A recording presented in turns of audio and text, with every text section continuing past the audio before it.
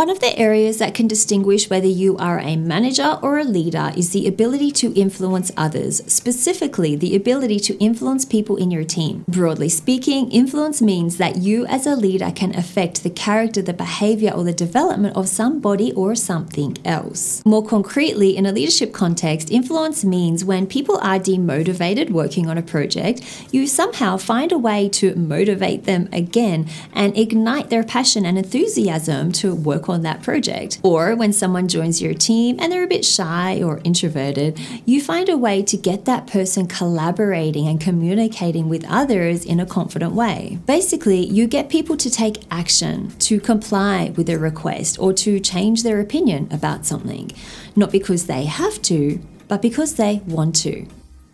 This is influence. This is what leaders do. And in this video, I'm going to tell you how. When you're promoted into a leadership position, the first type of influence you will experience is a short-term, fleeting type of influence. This is influence that comes with your position and with the power that you've stepped into because of your position. French and Raven, in their 1959 study of the 5 bases of power, they call this type of power legitimate power or position power, and this is how they define it. A person's ability to influence others' behavior because of the position they hold in an organization. And when you get promoted, this is exactly what happens. While this type of influence can work, it doesn't produce the long-lasting type of influence that leaders need. It lacks a personal connection to people in your team, making it harder for you to influence them as time goes on. And it causes you to put more pressure on them, making you become overbearing as a leader. And in my opinion, legitimate power or position power, this is an easy type of influence to achieve because you don't have to work very hard at it. As soon as you land in your leadership position, as soon as you get your job title, people instantly respect you. And they listen to you and they allow you to influence them, not because they want to, but because they feel they should. Whereas when you want real influence as a leader, when you want people to follow you because they want to, not because they have to, you've got to put some work in to get that result. You have to build a strong emotional connection with yourself and with others so that you can build trust, which will then enable you to influence them. You're probably thinking, this doesn't sound easy at all, and from the outside, I can't really blame you. But when you break it down into steps like I'm going to do right now in this video, you'll start to realize that being able to influence people is completely within your reach. One of the most powerful ways to build trust and therefore to influence people is to be transparent with them. Transparency is about being honest and open with people in your team, helping them see who you really are and what you really think. What are your fears? What are your hopes? What are your struggles? What are your dreams? It's about removing the mask that you might be wearing, because in reality, that mask doesn't protect you. It alienates you and it prevents others from seeing the real, authentic you. Think about this. If people in your team can never see the real, authentic you, then how will they ever trust you? Robert Cialdini, in his book Influence, talks about 2 factors that help you to influence people more. And both of these factors are unlocked by being transparent with people. So the first one is familiarity, and the second one is similarity. Familiarity is about people seeing the real you, the you behind the public mask that you might be wearing. Similarity is about people seeing you as similar to them in some way.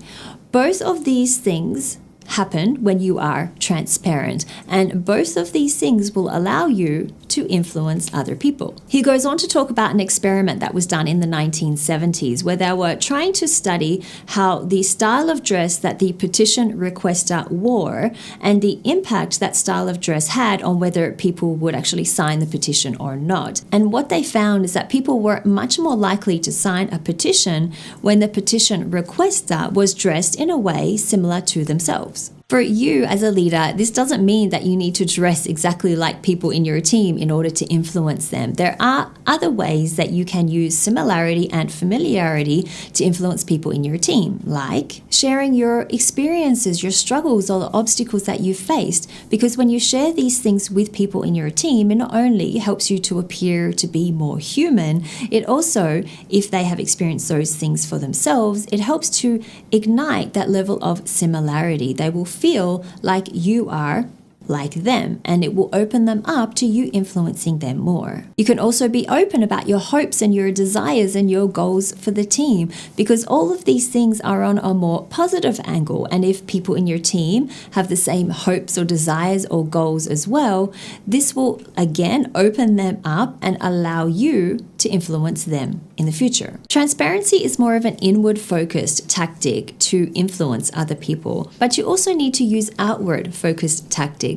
And a powerful one to use is showing interest in other people, because showing interest in other people makes them feel important. It gets them to like you, and it gets them more open to you influencing them in the future. The reality is we are more likely to say yes to the requests of somebody we know and like. So if you have built familiarity by being transparent, and if you have built likability by showing interest, then you are well on your way to being able to influence other people. Dale Carnegie, in his book How to Win Friends and Influence People, shares some really effective ways on how to show interest in other people, and I've tailored them to suit leaders. Ask people in your team about their background and career goals. Greet your team with enthusiasm and positive energy instead of anger or stress. Stay on top of the problems team members are having and offer your support. Remember goals that your team members have and help them get there. Try out some of these techniques in your next team meeting and take note of the responses that you get from other people in the room. I read Dale Carnegie's book and Robert Cialdini's book Influence a number of years ago, but in order to refresh my memory about those books to prepare for this video, I read the book guides on Shortform. Shortform is an app that is instrumental to my work and to my knowledge building as well, because I can read their super powered book summaries and get the key points from the book in the most efficient way possible. And to bolster my knowledge and my knowledge building as well, I recently linked Shortform to my Readwise account. So this allows any highlight that I make in Shortform to automatically be imported into Readwise, which is a much better place for me to go to review those highlights and to refresh my memory as to what the key points in that book were. If you want to check out Shortform and use it for your knowledge building as well, like I do, then check out the link at the bottom of the screen. It's also in the description below. This link will give you 5 days unlimited access and 20% off the annual subscription fee. And if you want to check out Readwise to see how you can use that for your highlighting and to record the highlights that you make in your digital books, then check out the link at the bottom of the screen right now. It's also in the description below. This link will give you 60 days free access to Readwise instead of the regular 30 days that you get.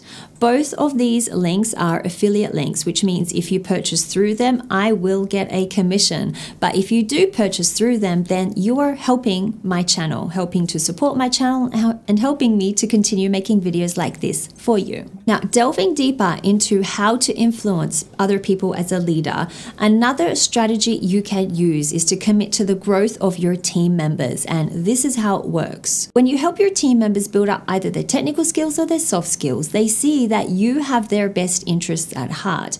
They see that you genuinely want to help them grow as a professional, which motivates them to help you whenever you ask them to complete a project or to complete a task. In a way, it taps into the concept of reciprocity, which Robert Cialdini talks about in his book Influence. It also increases that team member's job satisfaction because growth builds happiness. And on top of that, it helps you retain employees because they can see that they actually have a future in the company. Offering learning opportunities is the best way to show that you are committed to the growth of your team members. So this could be offering online or in-person training, offering leadership development for high-performing or high-potential employees, offering tuition reimbursement for external courses, or coaching or mentoring inside the company. Any of these ideas can help your team advance professionally and help you to influence them more. As you see your team members growing and advancing, I recommend that you start to give them more autonomy and help them to take ownership of their role and of their responsibilities that you assign to them, because this is a powerful way to show that you trust them. And as I mentioned at the beginning of this video, influence is based on trust. You can't expect to be able to influence somebody who doesn't trust you and who knows that you don't trust them. It's a two-way exchange of trust, and by you letting go of control and by you giving more autonomy to that person, it helps you to build that emotional connection with them, which is what you need if you want to be able to influence them more. So think about how you can help people in your team to work in more self-directed ways. Tell them to complete a project on their own. Check in on their progress less often than what you normally do. Pair people together if they're not used to working autonomously. But remember, as a leader, you always need to be there to guide and to support them if and when people need your help. But when you do give people more independence, you have to set things up right for success. Otherwise, you might scare people off from wanting to be autonomous again. This means that when you give them independence and when you delegate tasks to them and ask them to do it in a more autonomous way, you need to do three things. You need to give clear instruction on what you want them to do. So no vague instruction here. You want specific instruction as to what you want that person to do. You need to tell them what the end result or what your expectations are. This will help that person work towards a clearer goal. Otherwise, they might complete the project or the task in the way they think is right, but it might not meet the expectations that you have. You also need to tell them when the deadline is. Otherwise, they might not realize the urgency for this task and they might give priority to another task instead. It also means that you need to give feedback.